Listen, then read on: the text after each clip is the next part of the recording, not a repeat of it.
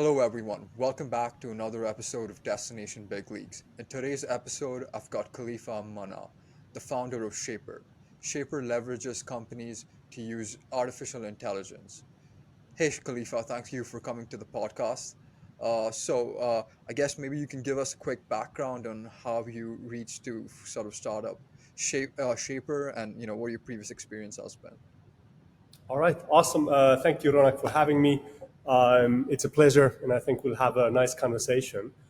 So let me, in a 30 seconds, introduce myself. My background is in product design and product development. In enterprise, in startup, I've launched startups myself. One of them expanded to Dubai. That's how I ended up here, originally from Finland. And that's kind of how I ended up working with AI, is that as I was helping startups build better products, I was working here with venture funds, basically helping companies that they've invested money in find product market fit and eventually growth and scale. And in almost every case, in the past 2, 3 years, the kind of core solution to improving customer experience or finding growth was something to do with data science, machine learning, and AI. So that's kind of that led me to this realization that, oh my God, this is going to change everything. And that's how we launched Shapr, with the purpose of to help well-funded startups and enterprises, basically firstly to understand what AI could mean for them, and then help them implement AI machine learning into their products and services. Awesome. This is pretty interesting. So, I know on your LinkedIn, you basically worked as a consultant for the Future Foundation for a bit. Maybe would you want to talk a little bit more on that? That's super interesting. I think they're doing pretty interesting work in shaping up the overall AI mandate. Yeah, Dubai Future Foundation is a really cool organization. Their mandate is to look around 50 years into the future. Right. And so they're always kind of looking at what's next, what's in the horizon in the very long term, like what will the world look like in 50 years from now. But then they're also looking at taking steps backwards, what's important 5 years from now, 10 years from now.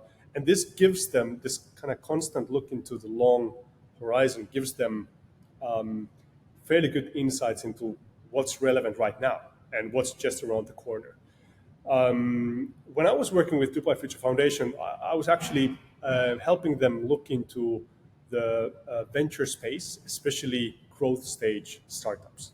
So a typical startup journey is they raise pre-seed and seed a little bit of money to build a product, get to market, try to find product market fit, and then Series A, you kind of scale in your initial market, and then usually you raise a larger amount of money on Series B, which is then for growth. This money is purely focused on growth, so basically scaling to either new markets or then introducing new products to your existing customer base. And I was working with them, basically looking into what's going on in our venture space in this critical stage, at Series B, Series C. What's lacking in the market? How can we make sure that more of the startups who reach this stage kind of successfully raise the funding, grow, and then eventually become unicorn startups? And you can guess it. Data science, machine learning is a critical part of it. One of actually the things that they identified that we back then had a little bit of a talent gap in these areas. We didn't have AI product managers. We didn't have a lot of really good data scientists, machine learning engineers in that space. Right. Yeah, but then they also have they have Dubai Future Labs, where they're doing amazing robotics linked with AI. They're doing a lot of cool stuff. Yeah, no, I mean it's amazing because they're building the basically it's in the Future Museum, right? Like it's just like right next to my workplace. I can see that building from work, and it just seems so utopian. Like that the architecture of that building is insane. Like it's nothing like anything on the Sheikh side of the road. Yeah, you could say it's a physical manifestation of what Dubai Future Foundation is. They are really looking at what's beyond the limits. R- Yeah. Right. No, I think that's super impressive about Dubai. When they see an opportunity, they're willing to go all in to really bet on it. And, just seeing what like the government is doing here to kind of accelerate the innovation of AI is quite impressive. Yeah, absolutely, absolutely. And Dubai is, and it's not. When we're here in Dubai, we sometimes kind of we're in this bubble, so we don't see it. But even internationally, people are considering Dubai as kind of one of the very thriving hubs of AI. We were very bullish with Web3 as well. Seems like that never actually found its usefulness in people's lives. Whereas these bets that Dubai and UAE are making in AI seem to, or not seem to, it's pretty clear that it's about to change people's life, enterprises, the society, everything. So it's a good bet that they've made, and I'm very happy to see that they continue to make big bets, and they're really supportive about everything related to AI here. Right. So, you said that you'd started a company called Ride Hoop in Finland, and then I guess, moved to the UAE. Would you want to kind of talk a little bit about your experience on starting a company? How did you guys raise capital? Did you guys raise capital? How did the move to Dubai happen? Yeah. Um, so we started this company back in 2018. Our mission was to build the most sustainable electric scooters on the planet. So we were renting electric scooters, and we wanted to do it very sustainably. And in that, we actually succeeded. We created the scooter was amazing. It was the whole body was carved from one piece of aluminum. Everything was recyclable. Like 98% of everything, wiring, the plastics, everything that we used in the scooter were recyclable. And we also, in the way we handled our operations, we were extremely sustainable. Um, the lesson I learned, oh yeah, and then we started out in Helsinki. We got an opportunity to launch here in Dubai Silicon Oasis. It's a bit of a long story, but basically, to summarize it, what we realized was that consumers really didn't care about the sustainability part at all. So they just wanted a scooter to go from A to B, and then we were in a market situation where we had companies like Lime, Bird, Tier had raised hundreds of millions of dollars. We've raised a modest seed round around $700,000. So we were in a situation where we could see that it would be difficult for us to compete in the long term. However, at the same time, what was happening in the market was that on every small town and a little bit of bigger town as well, you could see that entrepreneurs were looking to launch similar services. So every city that had more than, let's say, 50,000 people wanted to have these scooters. So what we did, because we had built our tech stack in house, we white labeled it and started to license it to other operators. So we made a very significant pivot. Um, at the same time, so this was around, I think, 2019. I started working with first with Oman Technology Fund, and then with quite a few other accelerators and early stage funds in the region. Basically, as a consultant, helping their portfolio companies build better products and so on. Right. So yeah, that's how I ended up here. Then eventually we ended up selling the technology to one operator, and then we closed shop. Right. So, with your experience, you said you come from a sort of a customer experience, user design background. What are the key considerations someone who's kind of looking into like starting a company? What should they kind of think about in terms of delivering great customer experience and user experience? And I guess maybe before getting into that as well, kind of just like broadly define like what you view as customer experience and then user design. Yeah. So it all comes down to, like, every successful product is solving a real problem, and it kind of all comes down to how well do you understand what's the problem you're solving, what's the need. So you always need kind of to have a target customer who has some kind of a need or a want that the market is just not fulfilling well today. It is like one of the simplest and most brilliant advices I could ever give to a startup that I heard. Is not invented by me, but I heard a long time ago. Is basically is to sell something people want to buy. That's kind of the fundamental what starts a good company, is simply identifying an unmet need in the market. And then from there to go into delivering a great user experience is just basically understanding firstly what's the core, what's causing this problem, and what would be the ideal way to solve it, what would be the most convenient way for the user. It's a lot of iteration, getting something into the market that already kind of your market entry has to be good enough for your target customer to choose to kind of change from whatever they're doing into using your service. Otherwise, it's just going to fail. There's this kind of misconception with startup founders sometimes that an MVP can be just a crappy version of whatever I want to do, which is insane because if you have a crappy product, no one's going to use it. Right. It has to be better than whatever they're doing today.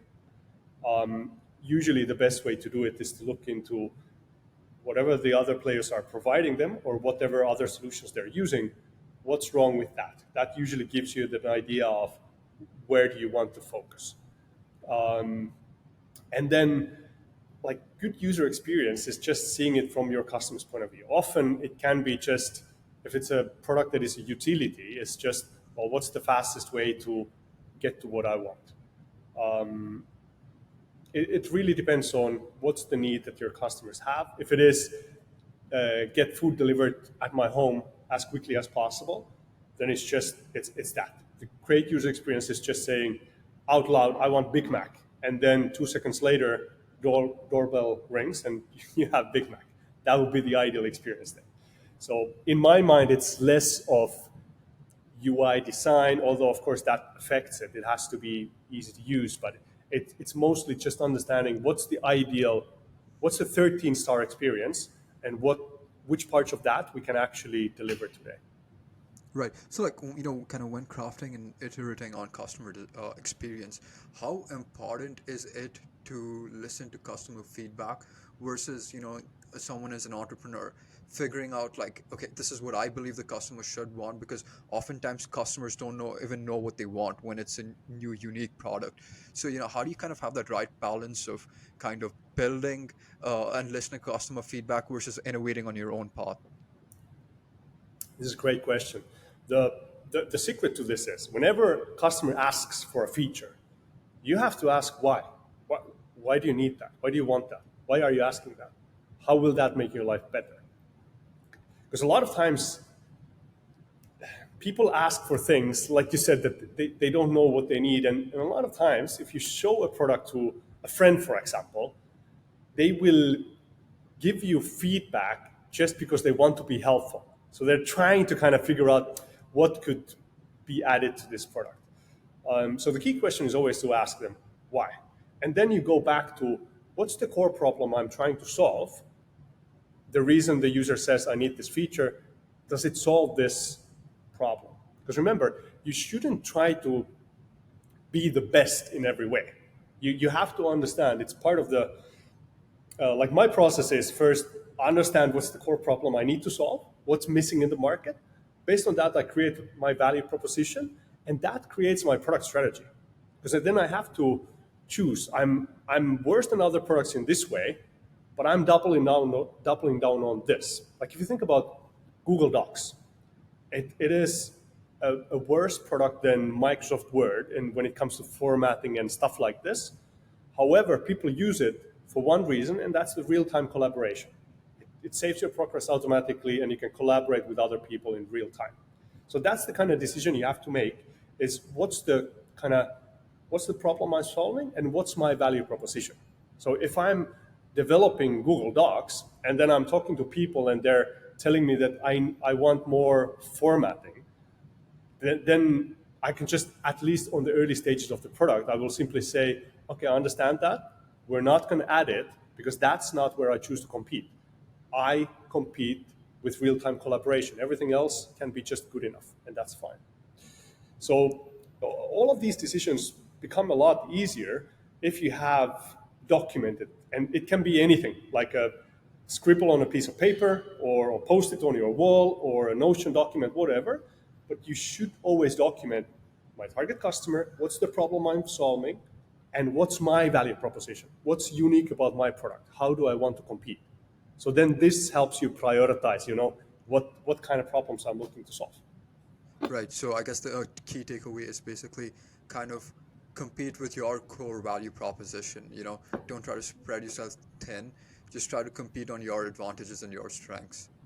No, Yeah, exactly. no, that's a good way of putting it. So, yep. Now let's talk about Shaper. I know like generative AI is huge. Every business is trying to wrap their heads around AI. So you briefly kind of talked about Shaper, but could you kind of go in a little bit of detail and kind of explain like kind of what Shaper exactly does, what type of customers they work with, and how does AI play a part of the offerings of Shaper? Sure.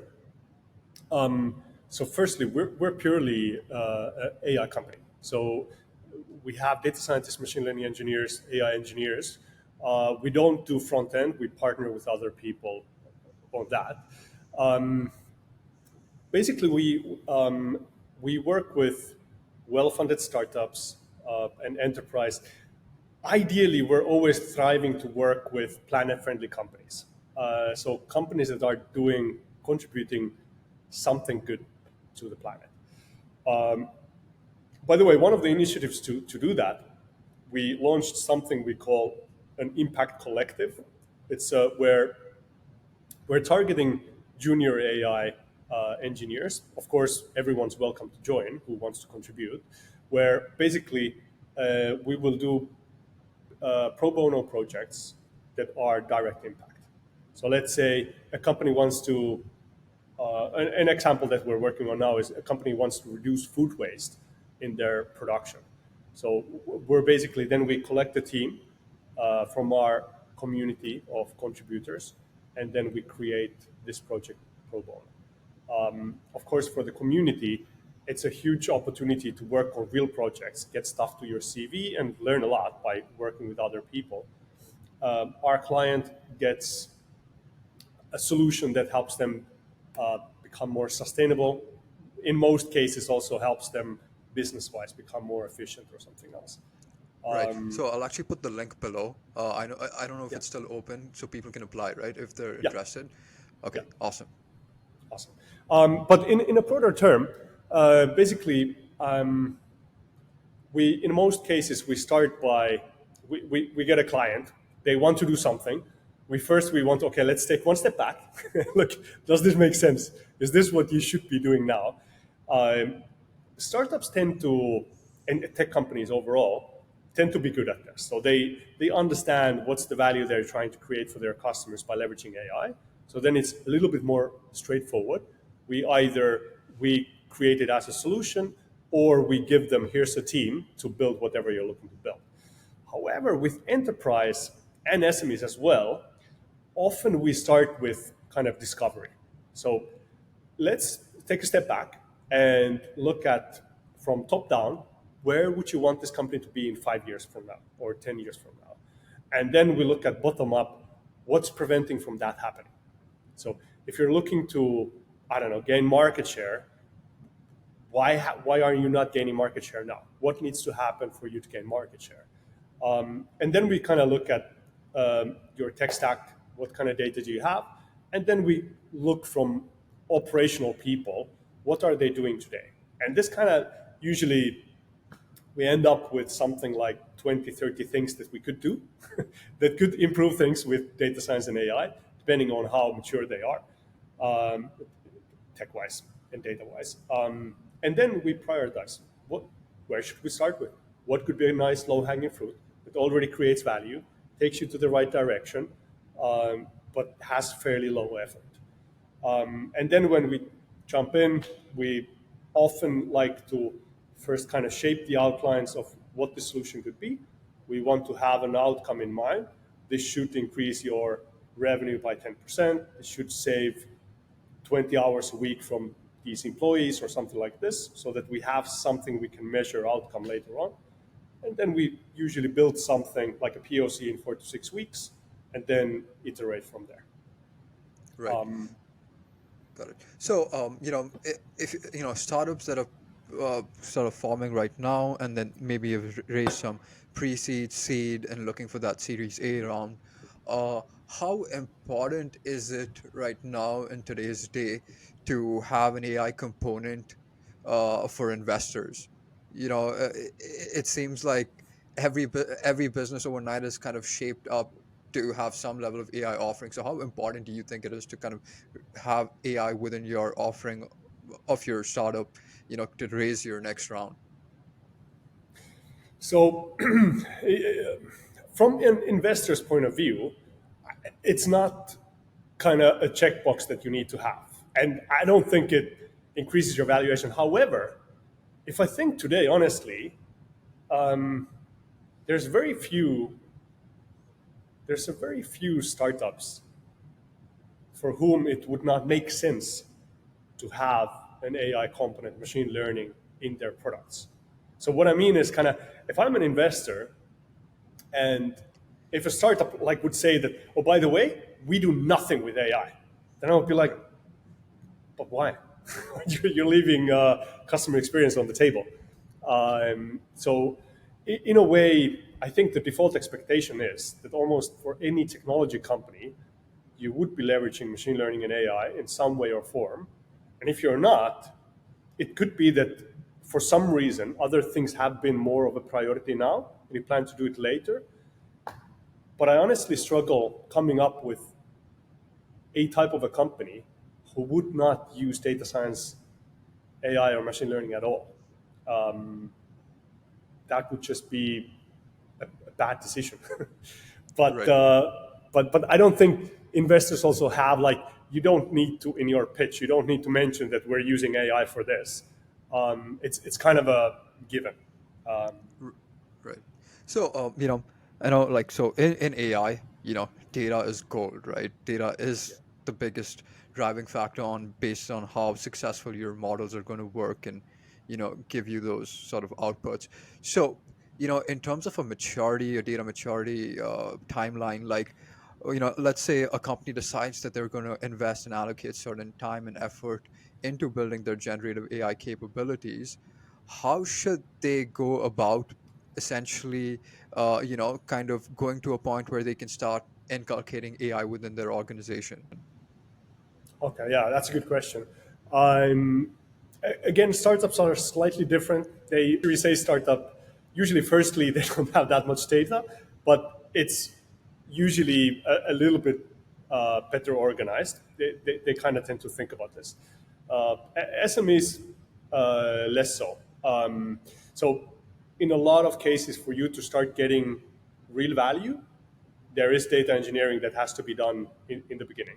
And then, from my point of view, it always just makes sense to try to combine that with some low-hanging fruits. Okay, we're doing data pipelines to create this, or we're cleaning data, we're doing this data engineering.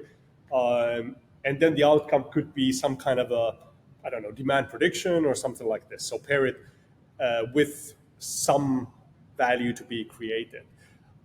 It depends on the company, but sometimes it could be like the first 6 months, that's what you're going to do. You're going to clean this mess, uh, focus on data engineering, and then kind of uh, take the value you get out of that before you can really start leveraging AI. R- Right. Yeah, but startups tend to be in a little bit of a better shape in this case. Right. So, like, let's move on to kind of enterprises, right? Like, I mean, generally, large-scale enterprises do some sort of AI, some sort of forecasting, some, Yeah. machine learning that's already kind of been existing, right? Like, generative AI is kind of this new branch that's kind of got all the hype around it.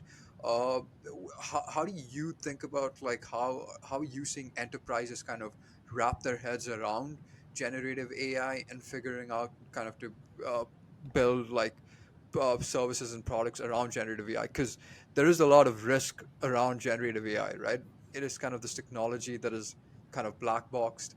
It's really difficult to kind of predict the output. So that if the product doesn't work the way it intends to, like, there could be a lot of reputational damage and all those things that come with generative AI. So how have you been seeing, how have enterprises been tackling their minds around generative AI? Yeah, it's a really good point, and it should start always with let's set guardrails, and it starts from understanding what what cannot happen, what are the risks we're playing here. Like for example, a very common use case that a lot of enterprises are looking at now is the challenge evolves around finding information within inside of our company. So, businesses have had these intranets and you have information here and there. You have complicated like ERP systems, CRM systems that you need to use. It's not user friendly. So finding all this information is kind of a challenge. And a lot of enterprises now are looking at, now we have these kind of ways to find that data, RAG with LLM, where you can interact in natural language. How was Q1, or how does the pipeline look today? Or as an employee, for example, I worked in this company for 4 years, or four years, yeah, for example. How many vacation days do I get per year, or anything like this? What's our policy in this? All of this is information that is kind of challenging to find in an organization.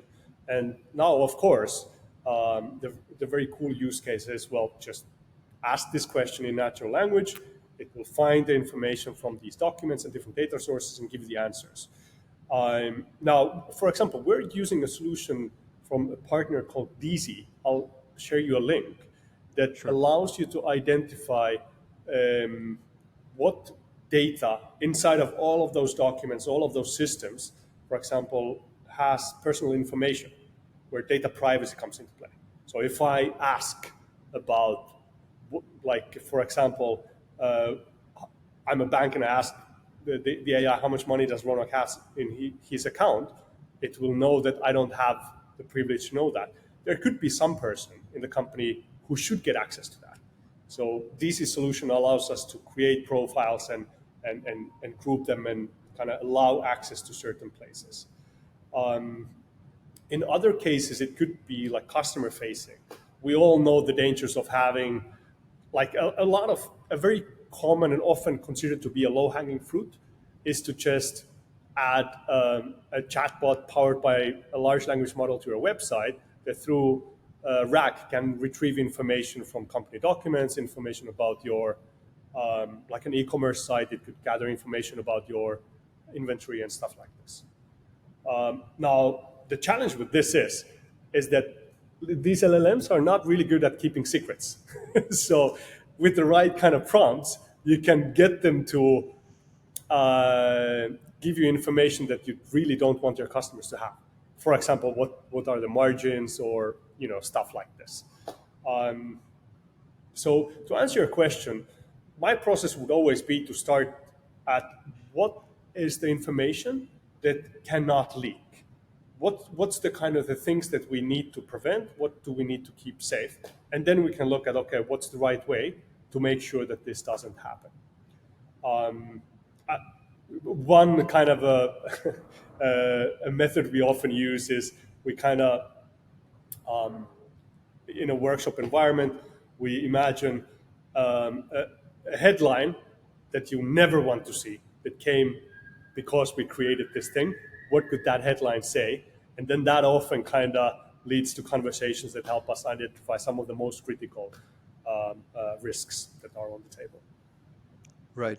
Yeah, yeah, I think enterprises should definitely be extremely cautious kind of when they're trying to build these services out to the customer end. Because there is a lot more reputational damage that is associated to it. You don't want your chatbot spewing out things that don't represent the brand of your company. And as you've said, like, these LLMs struggle to keep secrets.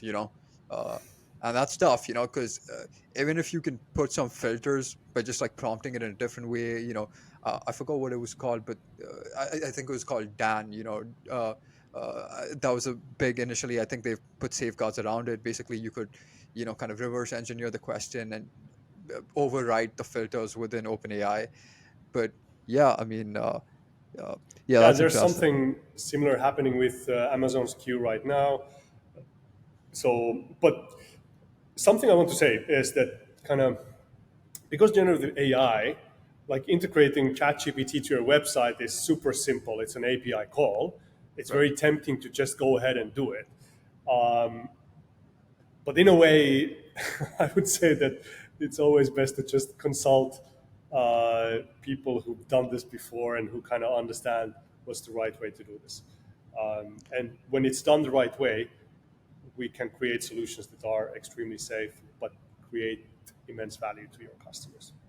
Right. I don't know how much time you spend on thinking about AI agents. Have you looked into AI agents? Yeah, yeah, we're using them in a few projects. Right. So, It's actually right. it's a topic that I'm super excited about right now because of Right. the pace of development is happening right now. Right. So, I mean, I guess maybe do you want to run through like kind of what are AI agents and what makes you super excited about AI agents? Yeah. So AI agents are basically it's an AI that's capable of creating multi-step tasks eventually independently. So let me just give you an idea what it could be. Something that we're playing around with right now is imagine you need more sales. You're an SME and you need more sales. You're a B2B company. We could basically just tell an agent that listen, oh, and by the way, a well trained agent for this very specific task. But we could tell it that I need more sales. And then we could give it, here's my website. You can go check out what we sell. Here's my sales deck, and some other sources of information that kind of communicate what your company creating, what's the value you're creating. You might have a conversation with the agent first. It might ask you of examples of your current customers, your pricing. It could be what's your target customer, what's the problem you're solving, stuff like this. Then it could get out and start by, okay, let me first identify what's your, let's say, ideal customer. What does your ideal customer look like? And based on that, you could scrape the internet, start creating prospects, or maybe integrating into, there's a lot of databases that have good libraries for creating prospecting. Then it could identify, let's say, here are 2,000 companies that could get value from your offering. Then it one by one could go to their websites, read through of what their company does, and then match your offering to their potential problems to create a unique value proposition for each of them. Then it could send out an email, cold email. It could find the right contact information, send a personalized message that is based on what it found on their website about what they're doing. Then it could wait to get a response from the client. When it gets a response, it sends back, hey, here's a Calendly link if you want to speak with one of our experts. And eventually, as a customer, a B2B company, your calendar starts to fill out with meetings. And all of this it can do automatically. And that's kind of the cool part. In my experience, these agents can actually work super well as long as it's a very tight use case. So it has to be something very specific. They're of course not great at doing everything. Right. No, I mean this is super interesting. Agents are insane. Like I think the potential that agents have are crazy. I personally, I think what my kind of how I see this play out is that we will have these digital employees.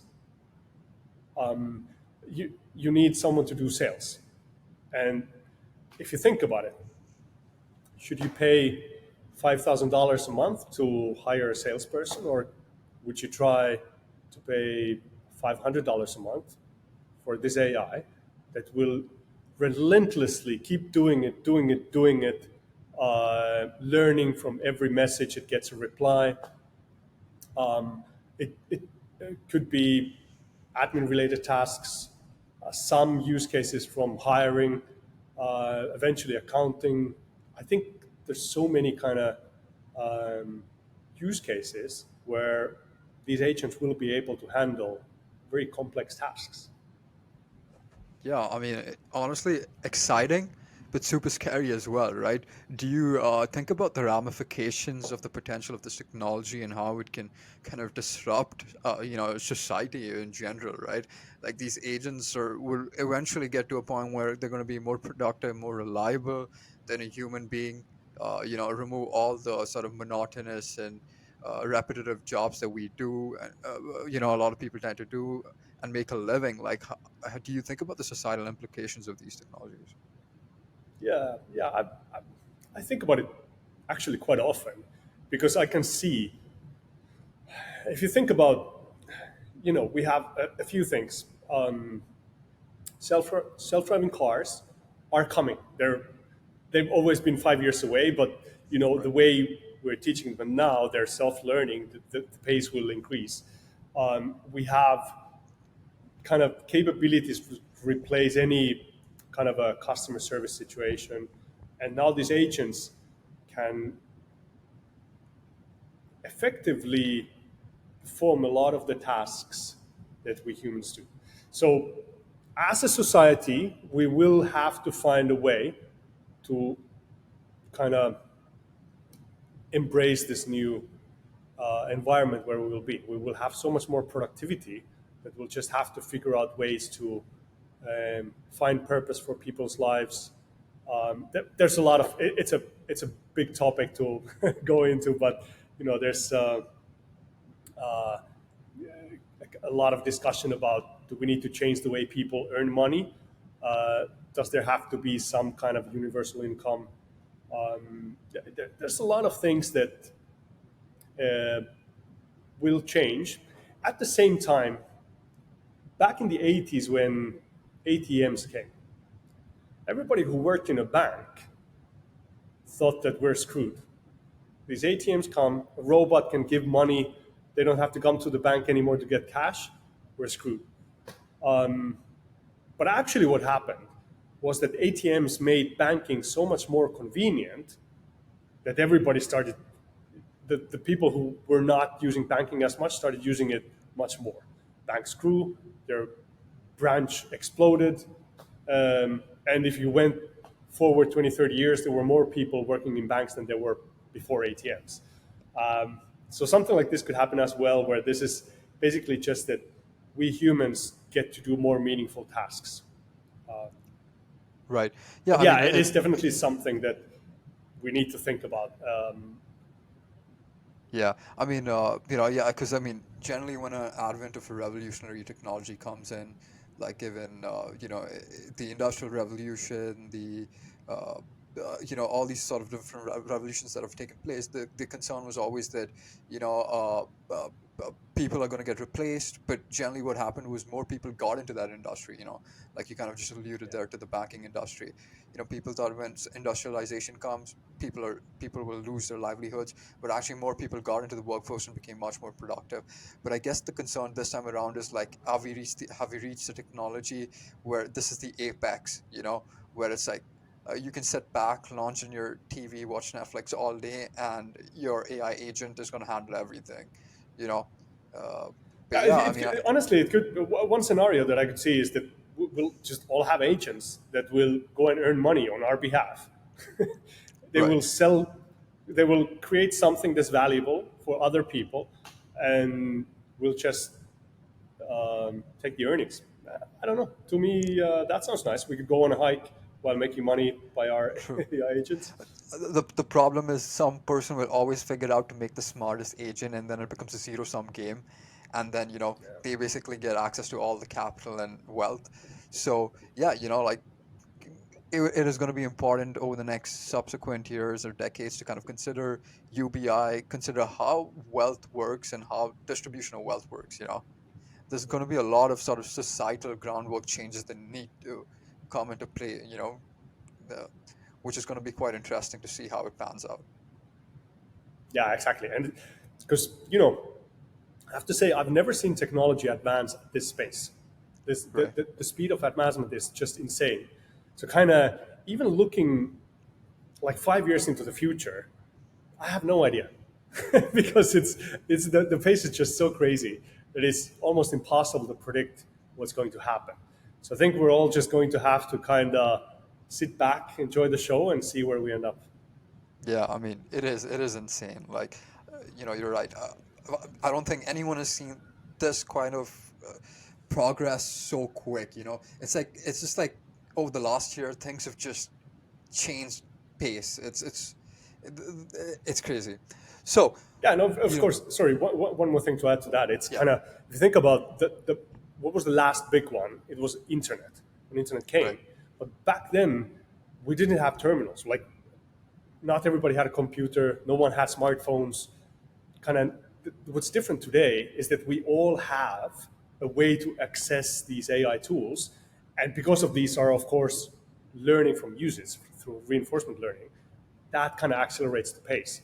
So I don't think we've ever kind of quite seen this type of progress, not even close, to be honest, just because of the sheer number of usage this technology is getting. right, right. So, generative AI is, while it feels like it's been here forever, it's only like, gained traction over the last year, right? How would some young person or someone who is not in this field kind of get into this field? How do you become a prompt engineer? How do you become a generative AI engineer? Like, what should someone get into? What should someone learn to kind of, dip their feet into this field? Yeah. For those people who want to kind of get into this, I would just say that um, like there's no university or anything like this that will kind of, you just have to get into it. So try to find a project where you can contribute, learn from other people that have already done this for a while. That's why kind of any of these volunteering opportunities right now makes a lot of sense because you get to use them. I would also say for regular people, like not non-developers, you really should play with these things to understand the value. I know I've seen this. I believe you've seen this as well, and most likely, almost everybody who's listening to this show has had this realization where they have someone who's a relative or a friend or someone who's kind of like, yeah, I don't think ChatGPT is that cool. I don't think it's really that powerful. And then you show them how you actually interact with it, and then they're like, Right. mind blown. So it's really important for you to just adopt it on your daily practice and kind of try stuff out. If it's not giving you the type of results you're looking for, then just Google some prompt libraries, learn from what other people are doing. Um, but yeah, I would say that anyone who's not playing with these things right now is seriously doing a disadvantage for themselves. And it could be like, for example, the sales. We talked about an agent doing sales stuff, but any person who's doing sales today, if they're not leveraging these tools, they're really left behind. Because using these, like a set of these tools, you can save like, I would say 10 hours a week, and you can definitely get more meetings, close more deals, make better proposals, da da da da da. Yeah, I agree. I mean, this is definitely great advice. Uh, so, so circling back to kind of, where we began from, we started talking about your startup. If you were, if you decided to kind of start a startup again, right? And I guess like AI is probably, it probably would be an AI centric startup. What industries, what sectors do you think today there's massive opportunity for someone to build a startup? Um, Honestly, if I was right now launching a new venture, and by the way, this is an element that we tend to have on top of Shaper. So when we identify kind of, we're a service-based company now, and the intention is to find challenges that a lot of companies face and then spin out ventures solving those in a scalable way, basically productizing a solution and off you go. And the thing that I'm looking at personally right now, it is these agents, and it is basically um, replacing some of the tasks you're paying people to do. I think this, because if you played with agents in, let's say, in May or June, they like they were cool for demos, but they were not able to kind of they tend to derail and so on. Whereas today, you can actually create working solutions with it. And if we then think about, okay, where we're going to be 6 months from now, these will be immensely powerful. Um, so that's one area that I would personally look at right now. Any industry that has a lot of data, there's kind of these very mature industries that tech-wise might not be very mature, like insurance, for example, have a lot of unstructured data. They're doing a lot of manual tasks. If you want to do a B2B startup, I would look at what are some of the challenges they have, some of the workflows that they spend like hundreds of hours every month getting done that could also improve or kind of make their user experience slightly worse because they're slow right now. I would look at maybe using AI to speed and automate those workflows. Also in retail, there could be a lot of opportunities. These are just a few that I would look into. Right. Basically, it's always just finding a challenge or a need that people have that by solving it creates so much value for them that they would be uh, that they would pay money to get it solved.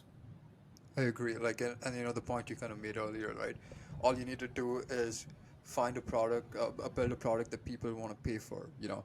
Yeah, exactly. And one of the just to add to that, I would kind of based on what's your background, because right now the opportunity can be almost on almost any industry, honestly. So if you're someone who's worked in, I don't know, automotive, then I would look at, well, what are some of the challenges I saw there? If you worked in a telco, I would look at, well, what are some of the challenges the telco has? And these could be challenges that they haven't even identified. It could be that just you see a manual process where they're wasting so much time and money. They have 50 people doing something that most likely could be automated, and so on. So basically, just look at what you're familiar with, identify ways that we could improve customer experience, and or become more efficient, get more sales, and you have an opportunity. Right. So, yep, I mean, I think we're all kind of done with the podcast. I think, you know, it was a really fun conversation. Learned a lot. I think you gave some good startup ideas. You know, thank you so much for coming on to the platform, Khalifa. Really appreciate it. Any closing remarks, any closing thoughts? Also, let us know like how people can follow you, get in touch with you as well. Awesome. Yeah. So, firstly, thank you for having me. It was fun, and people can find me from LinkedIn. I'll share Yeah. my URL, Khalifa Manna. You can find me on Twitter as well. Any well-funded startups, SMEs, enterprises, if you're thinking about what should we do with this AI thing, get in touch with me. I'd be happy to kind of have a conversation to just kind of give you an idea of what's possible. And I would always say that before you jump into doing something, let's just make sure it makes sense, and then we can do it right. And lastly, anyone looking to contribute on projects that are directly impacting the planet in a positive way, we'll share another link where you can join the Shapr Impact Collective, where we do pro bono projects. You get stuff to put on your CV, and you get to contribute something for a positive impact. Perfect. Thank you so much, Khalifa. Thank you for coming to the podcast. Thank you, everyone.